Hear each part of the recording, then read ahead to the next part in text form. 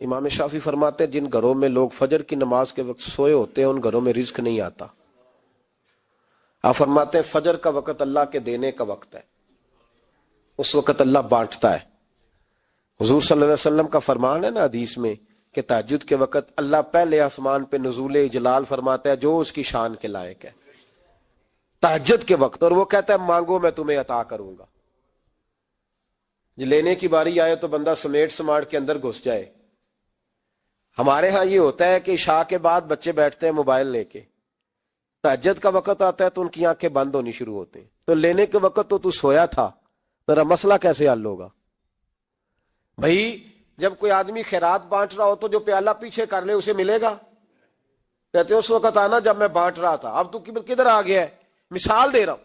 تو فجر کا وقت مانگنے کا ہے، تو ساری رات تو گزر گئی گیمیں کھیلتے، ٹی وی دیکھتے، اور جو لینے کا وقت تھا تو سو گیا، تو کیسے آئے گا تیرے پاس؟ تو اٹھے سویرے، بندوں سے مانگ کے دیکھ لیا، بڑی عزتیں خراب ہوئی، فجر کا وقت اٹھ کے جھولی پھیلائے۔ میرے رسول پاک علیہ السلام فرماتے ہیں، رب فرماتے ہیں جب بندے میرے آگے جھولی پھیلاتے ہیں مجھے شرم آتی ہے، کیسے خالی واپس کر دوں؟ سورہ طلاق 2-3 نمبر آیت کی گھر جا کے تلاوت کریں۔ رب کریم نے فرمایا وَمَن يَتَّقِ اللَّهَ يَجْعَل لَّهُ مَخْرَجًا، فرمایا جب تو اللہ سے ڈرے گا تو اللہ ہر مشکل سے نکلنے کا تجھے رستہ عطا فرما دے گا۔ اور کیا خوبصورت انداز ہے قرآن مجید کا، اور ہم نے اس کا لاکھوں بار تجربہ کیا، بیسوں اور سینکڑوں بار یہ چیز ذاتی طور پر پریکٹیکل سے گزری۔ اللہ نے فرمایا ہر مشکل سے نکلنے کا رستہ بھی دے گا، وَيَرْزُقْهُ مِنْ حَيْثُ لَا يَحْتَسِبُ، اور اللہ تجھے وہاں سے رزق دے گا کہ تو نے کبھی سوچا بھی نہیں ہوگا۔ وَيَرْزُقْهُ مِنْ حَيْثُ لَا يَحْتَسِبُ، سے دے گا کہ تو نے کبھی سوچا بھی۔ ایک صحابی تھے حضرت عوف بن مالک رضی اللہ تعالیٰ، کہتے میرا بچہ کافروں نے قید کر لیا، گھر میں غربت پہلے بڑی زیادہ تھی، میں دروازہ رسول پہ آیا، حضور اب کیا کروں؟ تو کہتے ہیں نبی پاک نے فرمایا بھروسہ اللہ کی ذات پہ کر، توکل اللہ کی ذات پہ کر، اور گھر جا کے تسبیح لے کے میاں بیوی بیٹھ جاؤ اور پڑھو لا حول ولا قوت الا باللہ العلی العظیم، جاؤ پڑھو جا کے۔ کہتے ہیں میں گھر بیٹھا، ابھی چند تسبیحاں پڑھی تھی کہ دروازے پہ دستک ہوئی، دروازہ کھولا تو میرا بیٹا دروازے پہ کھڑا تھا، پلٹ کے دیکھا تو 400 بکریاں بھی لایا تھا۔ اور میں نے کہا بیٹا یہ کیسے آ گئی؟ کہنے لگے ابا جی مجھے ایک حویلی میں کافروں نے قید کیا ہوا تھا، میں بڑا پریشان تھا، لیکن ابھی تھوڑا دیر پہلے پتہ نہیں کیا ہوا ہے، میں نے یوں ہاتھ ہلایا تو رسیاں کھل گئی، باہر نکلا ہوں تو 2-3 بندوں پہ نیند کا ایسا غلبہ تھا کہ بے ہوش ہو کے گرے ہوئے تھے، 400 بکریاں بھی تھی، میں نے دروازہ کھولا، بکریاں میرے ساتھ دوڑنے لگ گئی ہیں، تو میں 400 بکری بھی لے آیا ہوں، پلٹ پلٹ کے دیکھتا رہا ہوں، پر میلوں کا سفر ہوا وہ آئے ہی نہیں۔ تو والد کہنے لگے بیٹا چلو پہلے مصطفیٰ کریم سے جا کے پوچھ لے، دیکھیں کیسے مالی مسئلے حل ہوتے ہیں، حضور سے جا کے پوچھیں کہ ہمارے لیے جائز بھی ہے کہ نہیں۔ کہتے ہیں دروازہ رسول پہ جا کے ہم کھڑے ہوئے تھے کہ نبی پاک نے فرمایا دیکھا رب کریم کا فضل، دیکھا، فرمایا تیرا بیٹا بھی آ گیا، تیری غربت کا بھی حل ہو گیا ہے، یہ کافر کا مال ہے، اسے مال غنیمت سمجھ کے استعمال کر، تیرا ہی ہے۔ تو لا حول ولا قوت الا باللہ العلی العظیم پڑھیں تو رزق میں پڑھیں گے انشاءاللہ، بول کے بتائیے پڑھیں گے انشاءاللہ تعالی۔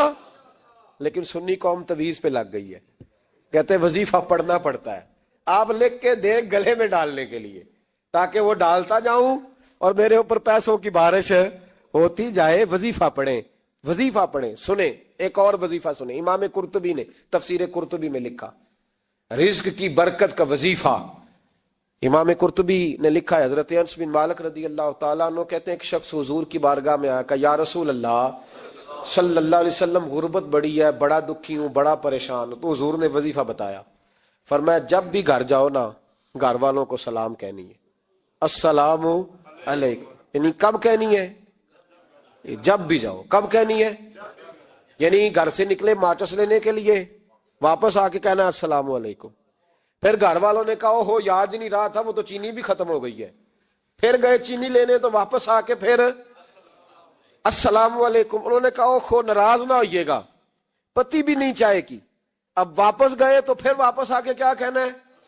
تو نبی پاک صلی اللہ علیہ وسلم نے فرمایا جب بھی گھر جا السلام علیکم کہہ اور 3 دفعہ سورۃ اخلاص پڑھ دے، اور سورت بھی وہ بتائی جو سب کو آتی ہے، قل هو اللہ احد اللہ الصمد لم یلد ولم یولد ولم یکن لہ کفوا احد. 3 دفعہ یہ پڑھ دے. صحابی بڑے سیانے تھے, بڑے مسئلے حل کرتے تھے ہمارے, فٹافٹ بول پڑے وہ صحابی, کہنے لگے حضور میری تو چھوٹی سی فیملی ہے, کئی دفعہ بچے گھر نہیں ہوتے, ننھیال گئے ہوتے ہیں, تو پھر کیا کروں؟ حضور نے فرمایا جب گھر میں کوئی نہ ہو تو اپنے نبی پہ درود و سلام پڑھ دینا, تیرے نبی کا کرم تو تیرے گھر میں ہوگا نا. حضرت انس بن مالک رضی اللہ تعالیٰ عنہ فرماتے ہیں کہ ہم انتظار میں تھے کہ بندہ واپس آئے اور رزلٹ بتائے. کہتے ہیں وہ کچھ دنوں کے بعد واپس آئے تو عجیب بات کی انہوں نے. ہمسایوں سے کئی دفعہ بندے کی نہیں نا اتنی بنتی, اور کئی دفعہ لگتا ہے کہ میرا ہاتھ اوپر ہی رہے, یہ کہیں مجھ سے تگڑے نہ ہو جائے. کہتے ہیں وہ آئے, نبی پاک صلی اللہ علیہ وسلم نے کہا کیا حال ہے تیرا؟ تو عرض کرنے لگے یا رسول اللہ صلی اللہ علیہ وسلم وظیفہ تو میں نے اپنے لیے پوچھا تھا اور میرے تو ہمسائے بھی امیر ہو گئے. حضور وہ تو میں نے اپنے لیے پوچھا تھا اور میرے دائیں بائیں والے لوگوں کو بڑی برکت ہوئی ہے. تو میرے محبوب مسکرانے لگے. حضور فرمانے لگے گویا برکتیں تیرے گھر میں جب برسی ہیں تو چھن چھن کے ان کا فیض اللہ نے تیرے ہمسایوں کو بھی عطا فرمایا. مشکل تو نہیں وظیفہ, کیا کرنا ہے؟ نہیں تو نہیں آکھنا مشکل لگتا مینوں. تسی کر دینا سلام لو, تسی کہنا بندے اسی ہیں تے سلام اسی لویے, تسی لو جاؤ کے دوبارہ. گھر جا کے کیا کرنا ہے؟ چلے کچھ نہ کچھ 55% بولے ہی ہیں ماشاءاللہ. کیا کریں گے؟ السلام, اور پھر کیا پڑھنا ہے؟ سبحان اللہ. 3 دفعہ سورۃ اخلاص پڑھ دیں, فرمایا اللہ برکت پیدا کر دے گا. اب سنیں, ایک دوست آئے, کہنے لگے حضرت جی بڑے پیروں کے پاس گیا ہوں, مالی مسئلہ حل نہیں ہوتا. تو میں نے کہا میں تجھے نبی پاک کی بارگاہ میں نہ لے جاؤں, پیروں کے پیر کے پاس نہ چلے جائیں. میں نے کہا سن تیرا مالی مسئلہ حضور حل کر دیتے. مشکات میں حدیث ہے, ایک صحابی نے کہا حضور غربت ہے, فرمایا روز رات کو سورۃ واقعہ پڑھ, تیرے گھر میں فاقہ نہیں آئے گا. اور یار بتاؤ جب نبی پاک نے کہہ دیا نہیں آئے گا تو آئے گا, حضور نے کہہ دیا نہیں آئے گا تو آئے گا, اللہ اکبر, آ ہی نہیں سکتا. تو وہ والا وظیفہ پڑھ جو مصطفیٰ کریم نے بتایا ہے, اور رب کریم کی بارگاہ میں گویا نیت ہو کہ یا اللہ میں کوئی خود تو نہیں نہ پڑھ رہا, تیرے نبی نے بتایا ہے. سورۃ واقعہ پڑھ, تیرے گھر میں فاقہ. حضرت عبداللہ ابن مسعود رضی اللہ تعالیٰ عنہ بیمار ہو گئے, شدید بیمار, اور بیٹیوں کے باپ تھے, بیٹیاں زیادہ تھی. حضرت عثمان غنی رضی اللہ تعالیٰ عنہ کا دور خلافت تھا. جناب عثمان غنی تیمارداری کرنے آئے اور کہنے لگے عبداللہ آپ بڑے بیمار ہیں, ابن مسعود آپ بڑے علیل ہیں, کچھ پیسے نہ بھیج دوں خزانے سے؟ تو حضرت ابن مسعود کہنے لگے ضرورت نہیں. کہا آپ کی بیٹیاں ہیں کام آئیں گے. تو آپ فرمانے لگے میں نے بیٹیوں کو خزانہ دے دیا ہے. کہا کیا خزانہ دیا ہے؟ کہنے لگے میں نے اپنی بیٹیوں کو پابند کر لیا ہے, وہ رات کو روز سوتے وقت سورۃ واقعہ پڑھ کے سوتی ہے. تو نبی پاک نے کہا فاقہ نہیں آ سکتا, تو لہذا میری بیٹیوں پہ کبھی فاقہ نہیں آ سکتا. تو روز یہ تو کہتے ہو داماد جی سے کہ بھئی آپ مہربانی کرو, کو خرچہ بڑھاؤ, بچی بڑی پریشان ہے, تو بچی کو بھی ایک خزانہ دے دو, اس کو بیٹے روز رات کو سورۃ واقعہ پڑھا کر. رات سورۃ واقعہ پڑھے, صبح سورہ ملک پڑھے, دن کے وقت سورۃ بقرہ پڑھے. میرے نبی پاک صلی اللہ علیہ وسلم نے فرمایا جس گھر میں سورۃ بقرہ پڑھی جائے جن تو کیا شیطان بھی دوڑ جاتا ہے. تو کوئی جادو اثر کر سکتا ہے؟ تو ان وظیفوں پہ عمل کریں جو نبی پاک صلی اللہ علیہ وسلم نے ہمیں عطا کیے ہیں. حضور غوث پاک نے بھی ایک وظیفہ بتایا ہے, وہ بھی بتا دوں آپ کو. غوث اعظم رضی اللہ تعالیٰ عنہ کی خدمت میں ایک شخص آیا, اس نے کہا حضور بڑی تجارت کرتا ہوں, کام نہیں چلتا. فرمانے لگے اب تو اللہ سے تجارت شروع کر دے. کیا مطلب؟ فرمانے لگے 10 کمائے تو ایک اللہ کے رستے میں دے, رب کریم اس کے بدلے میں تجھے 70 عطا فرمائے گا. اس نے کہا حضور اس طرح کروں؟ فرمایا تو یہ کر کے دیکھ, عبد القادر جیلانی وعدہ کرتا ہے اللہ تیری مدد کرے گا. غلام کہتے ہیں وہ 6 مہینے کے بعد آیا. پہلے جب آیا تھا تو پیدل آیا تھا, 6 ماہ کے بعد آیا تو 6 اونٹ تھے اس کے پاس, اور آ کے حاضر ہوا تو کہنے لگا حضور زندگی پتہ نہیں کہاں گزار دی, کاروبار کا تو مزہ ہی اب آیا ہے, اب مزہ آیا ہے کاروبار کرنے کا, اب مزہ آیا ہے. کہ 10 میں سے 1 دیتا ہوں, پتہ نہیں کتنا مہربان ہے. اور یہ آیت ہے وَيَرْزُقْهُ مِنْ حَيْثُ لَا يَحْتَسِبُ, تجھے وہاں سے دے گا کہ تیرا کبھی گمان بھی نہیں گیا ہوگا. روحانی معاملات کو بھی ضرور شامل حال رکھیں. اللہ کریم نے قرآن مجید میں فرمایا ہے کہ لَقَدْ مَنَّ اللَّهُ عَلَى الْمُؤْمِنِينَ إِذْ بَعَثَ فِيهِمْ رَسُولًا فرمایا تحقیق اللہ نے مومنوں پر احسان فرمایا ہے کہ انہیں اپنا رسول عطا فرمایا۔ اس کا صرف ترجمہ کبھی بندے کی سمجھ میں آ جائے نا تو سارا میلاد اس کی سمجھ میں آ جاتا ہے۔ صرف اس آیت کا آسان سادہ ترجمہ اگر سمجھ لیا جائے کہ رب کہتا ہے میں نے احسان کیا تم پر، تمہیں اپنا رسول دے دیا ہے۔ وہ دو عالم کی رحمت ہیں، وہ جہاں چاہتے وہیں رہتے، یہ تو ان کی مہربانی ہے کہ یہ عالم پسند آیا۔ نبی پاک صلی اللہ تعالی علیہ وسلم ہمارے اوپر رب کا سب سے بڑا احسان ہے، اور اللہ تبارک و تعالی نے سسکتی، تڑپتی، بے چین، پریشان، تکلیف میں مبتلا اپنی مخلوق پر رحم فرمایا اور رسول کریم عطا فرمائے۔ نبی پاک صلی اللہ تعالی علیہ وسلم کی تشریف آوری نے ایک ایک ذرے پر احسان کیا، حضور سے ایک ایک نگر، ایک ایک پتا فیضیاب ہوا، لیکن بعض چیزیں ایسی ہیں جنہیں خصوصی طور پر سرکار نے نوازا، بعض معاملات پر خاص کرم نوازی حضور نے فرمائی۔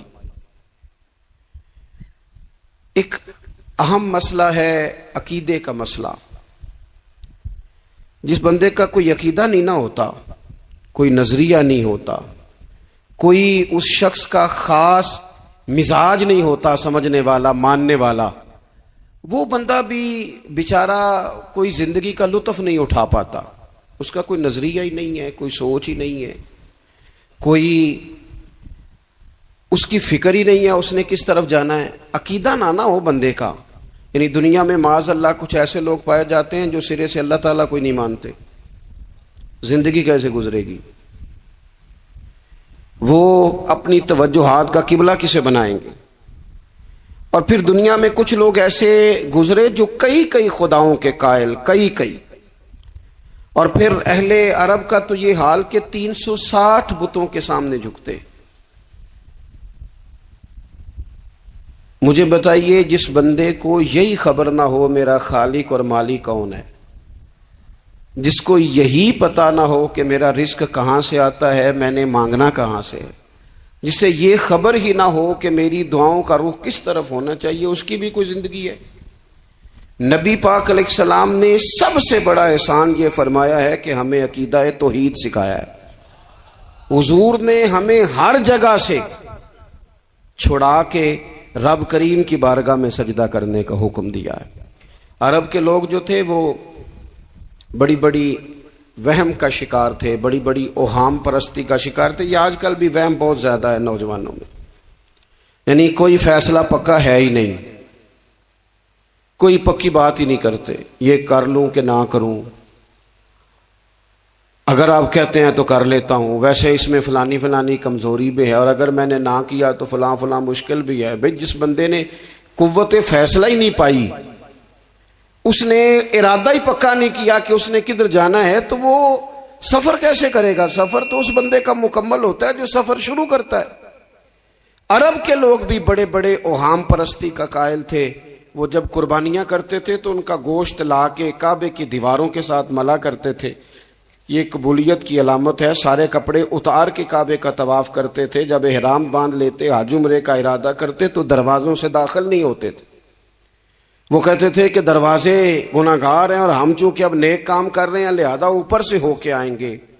رسول کریم علیہ الصلوۃ والسلام نے انہیں ان سارے وہموں سے، ساری پریشانیوں سے، ان ساری بدشگونیوں سے نکال کے کہا اللہ تمہارا مالک ہے، اللہ تمہارا محافظ ہے، ہوگا وہ جو رب چاہے گا۔ ذرا سی بات پہ سہم جانا، ذرا سی بات پہ ڈر جانا۔ حضور نے لوگوں کو قوت فیصلہ عطا کی، اور اتنی بڑی قوت فیصلہ حضور نے دی کہ کل تک جو فیصلہ کر نہیں نہ پا رہے تھے، آج انہوں نے اس طرح کے فیصلے کیے کہ اپنی ساری کی ساری اولادیں لے کر وہ میدانوں میں کھڑے ہو گئے۔ وہ ڈٹ گئے کہ ہم نے کفر کے مقابلے میں جہاد کرنا ہے۔ انہوں نے طے کر لیا کہ حق کیا ہے، سچ کیا ہے۔ نبی پاک علیہ الصلوۃ والسلام نے ہمیں عقیدہ توحید دیا، اور وہ طے کر کے دیا ہے نبی پاک نے، سجدہ سوائے اللہ کے کسی کو جائز اگر کوئی عبادت کی نیت سے کرتا ہے تو سجدہ کفر ہے، اور اگر تعظیم کی نیت سے کرتا ہے تو حرام ہے۔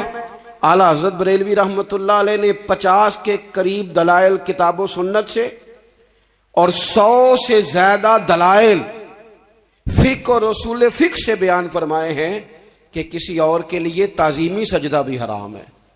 نبی پاک علیہ السلام تشریف فرما تھے تو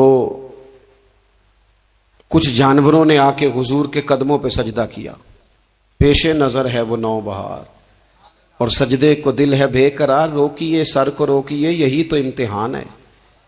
کچھ جانوروں نے جب سجدہ کیا تو صحابہ عرض کرنے لگے یا رسول اللہ صلی اللہ تعالی علیہ وسلم ہمارا بھی دل کرتا ہے، تو حضور نے فرمایا بھی سجدہ سوائے رب کے کسی کے لیے جائز نہیں ہے، ہاں اگر جائز ہوتا تو میں خاتون سے کہتا کہ اپنے شوہر کو سجدہ کرے۔ نبی پاک علیہ الصلوۃ والسلام نے حد بندی کر دی۔ اور پھر دیکھیں یہ جو ہم میلاد مناتے ہیں نا، یہ میلاد اللہ تعالیٰ کی توحید کا بہت بڑا اعلان ہے۔ ہم کہتے ہیں نبی پاک کا میلاد ہوا، جس کا میلاد ہوتا ہے وہ خدا نہیں ہوتا، جو پیدا ہوتا ہے وہ رب۔ جب ہم میلاد منا رہے ہوتے ہیں تو ہم یہ بتا رہے ہوتے ہیں بھئی حضور خدا نہیں، حضور تو 12 ربیع الاول کو پیدا ہوئے۔ تو جو پیدا ہو، رب پیدا، لم یلد ولم یولد، اللہ تبارک و تعالی پیدا نہیں ہوتا، مالک تو ازلی ابدی شان رکھتا ہے۔ اس لیے عقیدہ توحید بندے کو مضبوط کر دیتا ہے۔ انسان جب عقیدہ توحید والا ہو جاتا ہے، اور نبی پاک علیہ السلام دنیا میں رب کی طرف بلانے آئے، وداعیا الی اللہ باذنہ وسراجا منیرا، حضور نے لوگوں کو اللہ کی جانب دعوت دی۔ جب انسان توحید والا ہو جاتا ہے تو مضبوط ہو جاتا ہے، وہ کسی سے نہیں ڈرتا، وہ سمجھتا ہے ہونا تو وہ ہے جو میرا رب چاہے گا، مجھے پریشان ہونے کی ضرورت کیا ہے۔ پھر اس کا بھروسہ بھی اللہ تعالیٰ پر، اس کی امیدیں بھی اللہ رسول سے، اس کی توجہات کا قبلہ بھی سارا ادھر ہی۔ تو حضور نے لوگوں کو عقیدہ دیا، مضبوط کیا۔ رسول پاک صلی اللہ تعالی علیہ وسلم نے ذہنوں کو پختگی عطا فرمائی۔ تو سب سے بنیادی چیز حضور کا جو احسان ہے وہ عقیدہ ہے۔ پھر بعض خاص طبقات پر حضور نے خاص احسان کیا۔ آج بھی پوری دنیا میں ڈھنڈورا پیٹا جاتا ہے عورتوں کے حقوق کا، پوری دنیا کے اندر، اور بعض لوگ عورتوں کو بڑا دھوکہ دیتے ہیں، کہتے ہیں تمہیں حق نہیں ملتے لہٰذا تم سڑکوں پہ آ جاؤ، معاذ اللہ، تمہیں حق نہیں ملتے لہٰذا تم معاذ اللہ بازاروں کی رونق بن جاؤ۔ عورتوں کو بڑا پریشان کیا جاتا ہے حقوق کے تعلق سے۔ نبی پاک علیہ السلام کی آمد سے پہلے کوئی خاتون کے ساتھ سلوک اچھا نہیں کیا جاتا تھا، اس کا کوئی جائیداد میں حصہ نہیں تھا۔ عورت کا خامد اگر فوت ہو جاتا تو وہ اپنے سسرال کے خاندان کی پراپرٹی بن جاتی، معاذ اللہ، اور جس کے مرضی چاہے سپرد کر دیتے۔ ہندوستان کے بعض علاقوں میں ایسی کبھی رسمیں بھی پائی جاتی تھی کہ بعض عورتیں اپنے خامد کے ساتھ جل جانا مناسب سمجھتی تھی کہ بعد میں کوئی زندگی تو ہوگی نہیں، اور بیوہ خاتون اور طلاق یافتہ خاتون، اس کے بارے میں تو لوگوں کا خیال تھا کہ شاید یہ خاتون بالکل سوسائٹی اور سماج کا حصہ ہی نہیں ہونی چاہیے۔ قربان جائیں، یہ اعزاز میرے نبی پاک نے دیا ہے۔ حضور نے پہلی شادی ہی اس خاتون سے کی ہے جن کا پہلے بھی نکاح ہو چکا تھا، اور خاتون کو حضور نے حقوق دیے، جائیداد میں حصہ دیا۔ کہا جو بیٹیوں کی بہنوں کی پرورش کر کے آئے گا اور اچھی پرورش کر کے انہیں روانہ کر دے گا، جس طرح میری 2 انگلیاں جڑی ہوئی ہیں میرے ساتھ جڑ کے جنت میں جائے گا۔ اور ایک روایت میں فرمایا کہ جب کسی کے ہاں بیٹی پیدا ہوتی ہے نا تو اللہ فرشتوں کو بھیجتا ہے، اور وہ اس کے گرد کھڑے ہو جاتے ہیں اور گھر والوں کو سلام کہتے ہیں، اور کہتے ہیں یہ ضعیفہ ایک ضعیفہ سے پیدا ہوئی ہے، یہ کمزور، یعنی صنف کے لحاظ سے کمزور نازک بچی ایک نازک ماں سے پیدا ہوئی ہے۔ فرشتے کہتے ہیں جو اس کی پرورش کرے گا نا، اللہ قیامت تک اس کی مدد کرے گا، اس کی ہمیشہ مدد ہوتی رہے۔ اور نبی پاک صلی اللہ تعالی علیہ وسلم کی خدمت میں آ کے جب خواتین نے کہا تو نا یا رسول اللہ، ہمارے تو دین دنیا کے معاملات میں مردوں کے تعلق سے کمزوری ہے، کئی دن تو ہم ویسے نماز نہیں پڑھ سکتی مہینے میں، کئی دن تو ہم ویسے عبادات کے قریب نہیں جا سکتی، جہاد پہ ہم نہیں جاتی، گواہی ہماری مردوں کے برابر نہیں، تو یا رسول اللہ صلی اللہ علیہ وسلم ہمارا بھی کوئی اعزاز ہے؟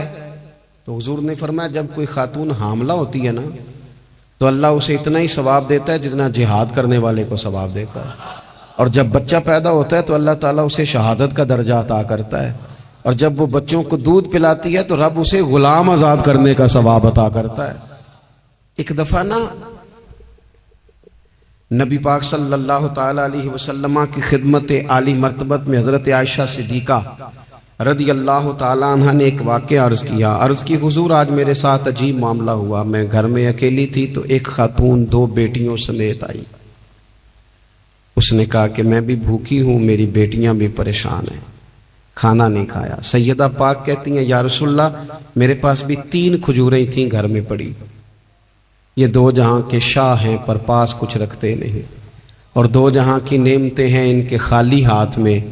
فرماتی ہیں وہ 3 کھجوریں میں نے ان 3 ماں بیٹیوں کو دے دی، ماں نے پہلے ایک کھجور دونوں بیٹیوں کو دی، پھر بچیاں وہ کھجور کھا کے ماں کی طرف دیکھنے لگی تو جو کھجور ماں کے پاس تھی اماں نے اس کے بھی 2 حصے کر کے بیٹیوں میں بانٹ دیے۔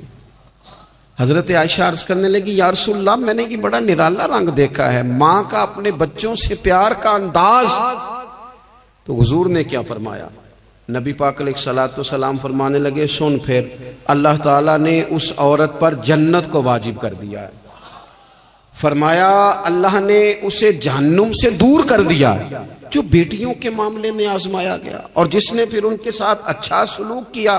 اپنا حضور کا عمل یہ تھا کہ حضور کی بڑی صاحبزادی سیدہ زینب رضی اللہ تعالیٰ عنہ یہ حضور کی سب سے بڑی صاحبزادی ہیں، یہ بخاری میں آپ کو ملے گا کہ ان کی بیٹی جناب امامہ بنت زینب چھوٹی سی عمر تھی، تو جب حضور نماز کے لیے آتے تھے تو نواسی کو اٹھا کے ساتھ لے آتے تھے، اور وہ حضور نماز پڑھتے تھے تو وہ نبی پاک کے کندھوں پہ کھیلتی تھی۔ حضور نے عملاً بیٹیوں سے پیار کرنا سکھایا، بیٹیوں سے محبت کریں، بیٹیوں سے پیار کریں۔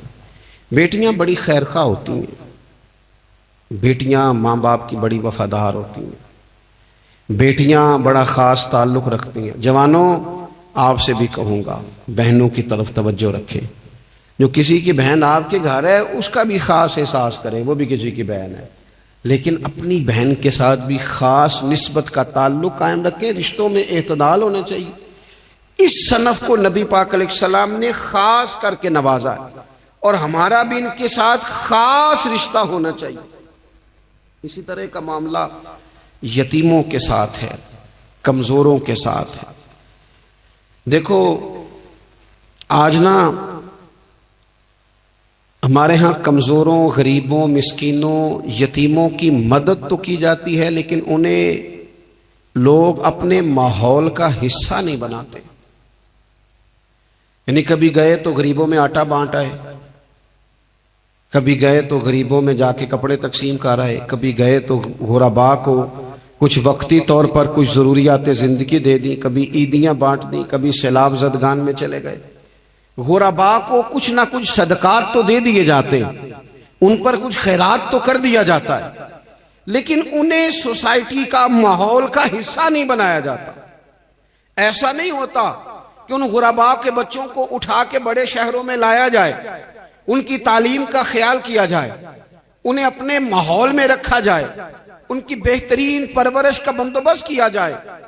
کائنات میں بڑے لوگوں نے کام کیا ویلفیئر کا، بڑے لوگوں نے غریبوں کے ساتھ تعاون کیا، بڑے لوگوں نے محبت کی، سب قابل تعریف ہے، لیکن ہم نے یہ کیا کہ ان کی امداد تو کی، لیکن ان کی محرومیوں کا ازالہ نہیں کیا۔ اور وہ امداد لے رہے تھے تو ان کی پچھلی نسل بھی امداد لے رہی تھی، یہ نسل بھی امداد لے رہی، اور خدا نہ کرے کہ اگلی نسل کو بھی امداد لینا پڑے۔ میرے نبی پاک صلی اللہ تعالی علیہ وسلم کا انداز کچھ اس طرح کا ہے کہ امام بہقی نے لکھا ہے، حضرت بشیر بن عقبہ رضی اللہ تعالیٰ عنہ کہتے ہیں میرے والد انتقال کر گئے تھے، اور میں ایک جگہ پہ بیٹھ کر رو رہا تھا کہ نبی پاک صلی اللہ تعالی علیہ وسلم میرے قریب سے گزرے، کیوں روتے ہو؟ یا رسول اللہ میرے والد کا انتقال ہو گیا۔ میری والدہ رخصت ہو گئی. تو یہ ہمیں حضور نے سبق دیا ہے. یہ یتیموں غریبوں کا خیال رکھنے کا یہ بھی ایک نقطہ، یہ بھی انداز ہے. کائنات کا بڑے سے بڑا درد دل رکھنے والا بندہ یہاں تک نہیں جا سکتا جو میرے رسول کریم نے بیان فرمایا. کہتے ہیں نبی پاک علیہ السلام فرمانے لگے، بشیر بن عقبہ کیا تو اس بات پر راضی نہیں کہ میں تیرا باپ ہوں اور عائشہ تیری ماں ہو؟ آنا تجھے ہم شامل کر لیں اپنے گھرانے میں، آ جانا، مکمل تیرے معاملات کا خیال کیا جائے تو آ جا. اتنا بڑا درجہ. نبی پاک نے تو حضرت سلمان فارسی کے بارے میں بھی فرمایا کہ میں نے انہیں اپنی اہل بیت میں شامل کر لیا. رسول اللہ صلی اللہ تعالی علیہ وسلم غرباء کے لیے، مساکین کے لیے، یتیموں کے لیے، ناداروں کے لیے جو خاص احسان بن کے آئے، وہ یہ والا لہجہ نہیں کہ ہم مطمئن ہو گئے کہ ٹھیک ہے ہم گئے تو تھے، اتنے پیکٹ بانٹ تو آئے، اتنا کچھ ہم نے دے تو دیا، فلانا کام کر تو لیا، اور ویسے وہ بھی کب تک کیا جب تک خبریں تیز تھیں. ہمارے ملک میں سیلاب آیا، میڈیا نے خبر دی، شور ہوا، لوگوں نے بڑی کوشش کی، الحمدللہ بڑے اچھے جذبات کا اظہار کیا، ڈھیر سارے لوگ وہاں گئے. میں آپ سے پوچھتا ہوں کہ کیا سیلاب زدگان سارے اپنے اپنے گھروں میں چلے گئے؟ ان کے گھر بن گئے؟ لیکن ہمارے جذبے کیوں ٹھنڈے ہو گئے؟ اس لیے کہ خبریں ٹھنڈی ہو گئی. ہم تو چلتے ہیں ٹرینڈ کے ساتھ کہ آج کل ٹرینڈ کیا ہے. اگر خبر ادھر کی ہے تو ذوق ادھر کا ہے، خبر ادھر کی ہے تو ذوق ادھر کا ہے. دیر پا کام کرنا اور خاص جذبات پیدا کرنا ان لوگوں کے لیے. حضرت سیدنا عبداللہ بن ابی اوفا رضی اللہ تعالیٰ عنہ روایت کرتے ہیں، ایک یتیم بچہ آیا تھا، اس نے عرض کی حضور میری ماں بھی بھوکی ہے اور میری ایک ہمشیرہ ہے وہ بھی بھوکی ہے، اے روٹی دا دکھ نہ پوچھو، روٹی تے بندہ کھا جاندی دے. یہ جو بھوک ہوتی ہے نا، بھوک، بہت سارے لوگ نا، میں ایک شادی میں تھا تو وہاں ایک دو لوگ کھانا کھا رہے تھے، تو بعض لوگ انہیں دیکھ دیکھ کے مذاق کر رہے تھے، ویڈیو بنا رہے تھے، کہتے دیکھو کھانا ہی نہیں آتا، کیا انداز ہے، سارا ان کا منہ جو ہے وہ کھانے سے بھر گیا، ہاتھ دیکھو کہاں تک ان کے لتھڑ گئے، کیا انداز ہے. تو میں نے کہا تم ان کے کپڑے بھی تو دیکھو نا، انداز، بیٹھنا اٹھنا، کپڑے پہننا، یہ غریبی کا پتہ دیتے ہیں. بھوک جب تیز لگی ہو پھر کھانے کے آداب لوگوں کو یاد نہیں رہتے. غربت نے میرے بچوں کو تہذیب سکھا دی، اب وہ سہمے ہوئے رہتے ہیں، شرارت نہیں کرتے. وہ عزیز ہوتا یہ ہے کہ جب انسان کو بھوک شدید لگی ہو نا، پھر اسے ڈاکٹر کی ہدایات نہیں یاد رہتی، پھر تو پیٹ کی آگ بجھانے کو لوگ دوڑتے ہیں. تو کہتے اس بچے نے آ کے عرض کی یا رسول اللہ صلی اللہ تعالی علیہ وسلم ماں بھی بھوکی ہے، بہن بھی بھوکی ہے. حضور نے نا اسے 21 کھجوریں عطا فرمائی، فرمایا 7 تیری، 7 تیری بہن کی، 7 تیری والدہ کی. اور یہ حضور نے 21 کھجوریں دی ہیں، یہ نبی پاک نے 21 دی ہیں. ہاں یہ حضور نے 21 دی، اور حضور تو اشارہ بھی کر دینا تو پھر روٹی ساری زندگی ختم نہیں ہوتی. وہ حضرت ابو ہریرہ کو بھی ملی تھی، فرماتے ہیں میں کئی سال کھاتا رہا، 1 کلو کھجوریں تھی پر ختم ہی نہیں ہوئی. 21 کھجوریں حضور نے دیں. حضرت معاذ بن جبل رضی اللہ تعالیٰ عنہ اٹھے اور دوڑ کے جا کے نا اس یتیم کے سر پہ ہاتھ پھیرا اور کہنے لگے پتر اللہ تجھے اپنے والد کا جانشین بنائے. تو حضور فرمانے لگے معاذ یہ تم نے کیا کیا؟ عرض کی حضور اس بچے کی بات سن کے میرا دل بھر آیا ہے، محبت نے انگڑائی لی ہے تو میں نے یتیم کے سر پہ ہاتھ پھیرا ہے. یہ دیکھو حضور کا رشتہ. نبی کریم فرمانے لگے سن پھر جس نے کسی یتیم کے سر پر محبت سے ہاتھ ہی پھیر دیا نا تو اللہ ہر بال کے بدلے اسے ایک نیکی بھی عطا کرے گا، ایک گناہ بھی معاف کرے گا، ایک درجہ بھی بلند فرمائے گا. چلو ہاتھ ہی پھیر دیا، تو نے کچھ تو کیا یتیم کے ساتھ، تیرا کوئی تو اس سے رشتہ ہوا. اور تیسرا طبقہ ہے غلاموں کا، مسکینوں کا، غریبوں کا. میں اور آپ اس ملک میں رہتے ہیں جہاں کچھ لوگوں کو کھانا بھی نہیں وقت پہ ملتا، اور کچھ لوگ 5 لاکھ روپیہ گاڑی کا اس لیے اضافی دے دیتے ہیں کہ مجھے ذرا نا نیو ماڈل جلدی چاہیے. یعنی ایک طرف ملک کی حالت یہ ہے کہ بعض لوگوں کے پاس پیسے نہیں ہیں کہ بچوں کی فیس بھر سکیں، لیکن دوسری طرف حال یہ ہے کہ نئے ماڈل کا موبائل اگر مارکیٹ میں آتا ہے تو وہ ختم ہو جاتا ہے، ملتا ہی نہیں، وہ شارٹ ہو جاتا ہے. کچھ لوگوں نے اس طرح کیا ہے کہ انہوں نے یہ سمجھا ہے کہ دولت شاید موج کرنے کے لیے ہمیں دی گئی ہے، ہم طرح طرح کے کھانے کھائیں، طرح طرح سے چیزیں اوڑیں، طرح طرح کے معاملات کریں. انہوں نے یہ طے کر لیا ہے. اس کا نقصان کیا ہوا ہے؟ اس کا نقصان یہ ہوا ہے کہ کچھ لوگ غربت کی سطح سے نیچے آ گئے ہیں بیچارے. نبی پاک کا جو احسان ان غریب لوگوں پر ہے. حضور علیہ السلام کے پاس نا حضرت عبداللہ ابن عمر روایت کرتے ہیں اور طبرانی میں موجود ہے، حضور کے پاس نا 10 دینار تھے. ہمارے پاس بھی پیسے ہوتے ہیں نا، لیکن وہ کچھ ہوتے ہیں ہمارے کھانا کھانے کے لیے، کچھ ہوتے ہیں آئس کریم کھانے کے لیے، کچھ اس لیے ہوتے ہیں کہ آج میری مرضی دا نہیں پکا، لہذا میں نے، ہمارے ایک دوست ہیں وہ کہتے ہیں کہ آج کل یہ ماحول بن گیا ہے کہ بچے اگر کہتے ہیں نا کھانا میری مرضی کا نہیں تو اماں کہتی ہے جا تو برگر کھا لے. کہتے ہیں ہمارے دور میں یوں نہیں ہوتا تھا. اگر ہم کہتے تھے نا کھانا میری مرضی کا نہیں تو پھر ہمیں ڈبل چیز کھانے کو ملتی تھی، ایک مار بھی کھانا پڑتی تھی اور وہ کھانا بھی کھانا پڑتا تھا. اور پھر کچھ پیسہ لوگوں نے صرف اس لیے سنبھال کے رکھا ہوا ہے کہ جو اضافی چیزیں ہیں نا، اضافی، میرا ویسے تجربہ نہیں ہے اور نہ میں نے زیادہ گہرائی سے دیکھا ہے، بس مجھے بتایا گیا ہے، اور پتہ نہیں اب بات درست ہے کہ نہیں، مجھے بتایا گیا ہے کہ پہلے لڑکیاں بیوٹی پارلر جاتی تھی، اب سنا لڑکے بھی جاتے ہیں. اب خدا جانے یہ بات سچ ہے کہ غلط ہے. یہ جو اضافی اخراجات ہیں نا، یہ اگر ہم تھوڑے سمیٹ لیں، یعنی مولا علی شیر خدا کرم اللہ تعالی وجہہ الکریم مزدوری کر کے نکلے تو 2 کلو کھجوریں تھیں. حضور بس فرمانے لگے 1 کلو میرے بچے کھائیں گے اور کلو مدینے کے غریب بچے کھائیں گے. یعنی کل 2 کلو ظاہری طور پر کھجوریں ہیں، اس میں بھی دوسروں کا حصہ. ہمارے پاس جو مال آتا ہے اگر تھوڑا سا نا ہم اسے یہ نہ سمجھ لیں کہ میرا ہی حق ہے، کسی کو اس میں سے ایک لقمہ بھی نہیں ملنا چاہیے. اگر ہم تھوڑا سا نا دل کشادہ کریں تو 3 لوگوں کا کھانا 4 بھی کھا سکتے ہیں، 4 کا کھانا 5 بھی کھا سکتے ہیں، 6 کا کھانا 7 کا کھانا 10 بھی کھا سکتے ہیں. شرط یہ ہے کہ دل کشادہ ہو. دل دریات سمندروں ڈونگے کون دلاں دیا جانے، تھوڑی سی نا کشادگی پیدا کی جائے. حضرت عبداللہ ابن عمر کہتے ہیں نبی کریم علیہ السلام کے پاس نا 10 دینار تھے. ویسے تو کائنات ہی میرے نبی کی مٹھی میں ہے، لیکن ظاہری طور پر 10 دینار تھے. حضور ایک دکان پہ گئے، 4 دینار کا حضور نے ایک جوڑا خریدا، کپڑے خریدے. وہ قمیض حضور نے پہنی، ایک انصاری آگے بڑھ کے عرض کرنے لگے حضور میرا بڑا دل کر رہا ہے، یہ مجھے نہیں دے دیتے آپ؟ تو حضور خوش ہو گئے.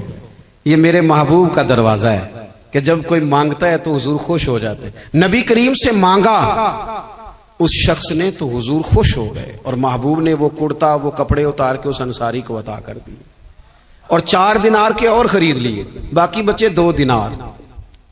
نبی کریم وہ لے کے نکلے، رخصت ہوئے گھر جانے کے لیے، تو رستے میں خاتون کو روتے ہوئے دیکھا. حضور رک گئے، فرمایا کیوں رو رہی ہو؟ عرض کرنے لگی یا رسول اللہ صلی اللہ تعالی علیہ وسلم میں فلاں آدمی کی کنیز ہوں، نوکرانی ہوں، اس نے آٹا لینے بھیجا تھا 2 دینار کا، وہ 2 دینار گم ہو گئے. حضور نے 2 دینار اسے عطا کر دی. وہ دیے تو پھر رو رہی تھی. فرمایا اب کیوں روتی ہو؟ کہنے لگی یا رسول اللہ ڈرتی ہوں دیر بڑی ہو گئی یا مار ہی نہ پڑے. تو حضور نے فرمایا چل نہ میں تیرے ساتھ چلتا ہوں. حضور ان کے گھر گئے، وہ اہل ایمان کا گھر تھا جن کی وہ کنیز تھی. جا کے کہا السلام علیکم، اندر سے جواب ہی نہیں آیا. پھر فرمایا السلام علیکم، کوئی جواب ہی نہیں آیا. محبوب کا طریقہ مبارکہ تھا 3 دفعہ دستک، پھر واپسی. تیسری دفعہ کہا السلام علیکم تو وہ سارے بول پڑے وعلیکم السلام یا رسول اللہ. حضور ماں باپ قربان. تو حضور فرمانے لگے میں نے پہلے بھی 2 دفعہ سلام لیا. بولا کوئی نہیں. کہا یا رسول اللہ اپنے نصیب تھے نا کہ ہم پہ سلامتیاں بھیج کون رہا ہے، ہم نے سوچا ذرا 3 دفعہ مل جائے سلامتی، ذرا مل جائے نا. حضور سلامتی بھیج رہے ہیں تو آتی رہے نا. تو محبوب کریم علیہ الصلوۃ والسلام فرمانے لگے یہ تمہاری کنیز وہاں کھڑی رو رہی تھی، اس بیچاری کے 2 دینار گم ہو گئے تھے، اسے دوبارہ سامان لاتے کچھ دیر ہو گئی، اس پر سختی نہ کرنا، مارنا نہ۔ غلام کہنے لگے حضور اس خاتون کے قربان جائیں جو ہمارے کریم رسول کو ہم جیسے غریبوں کے گھر تک لے آئی ہے، مارنا کیا، ہم اسے آزاد کرتے ہیں، یہ آزاد ہے اللہ کی رضا کے لیے۔ یہ دیکھو یہ میرے نبی پاک کا انداز ہے۔ حضور نکلے تو جناب عبداللہ ابن عمر فرماتے ہیں رسول کریم فرمانے لگے شکر ہے اللہ تعالیٰ کا، 10 دینار تھے، ایک انصاری نے بھی قمیض پہن لی، میں نے بھی قمیض پہن لی، اور رب نے ایک کنیز کو آزاد بھی فرما دیا۔ یہ انداز ہمیں نبی کریم نے دیا ہے کہ ہم اپنے دولتوں میں، اللہ کی عطاؤں میں غرباء کو، قریبیوں کو، رشتہ داروں کو، بہن بھائیوں کو تھوڑا شریک کر لیں، تاکہ وہ جو آسودگی اللہ نے ہمیں دی ہے اس میں سے دوسروں کو بھی کچھ نفع ملے۔ اور ایک بات آخر میں آپ کی خدمت میں یہ عرض کرنی ہے کہ جو زیر دست لوگ ہوتے ہیں نا، غلام، ملازم، نوکر، آپ اپنی زندگی کے مسائل دیکھ لیں، جن لوگوں کے پاس لاکھوں آتا ہے کبھی ہزاروں آنے لگ جائے تو پریشان ہو جاتے ہیں۔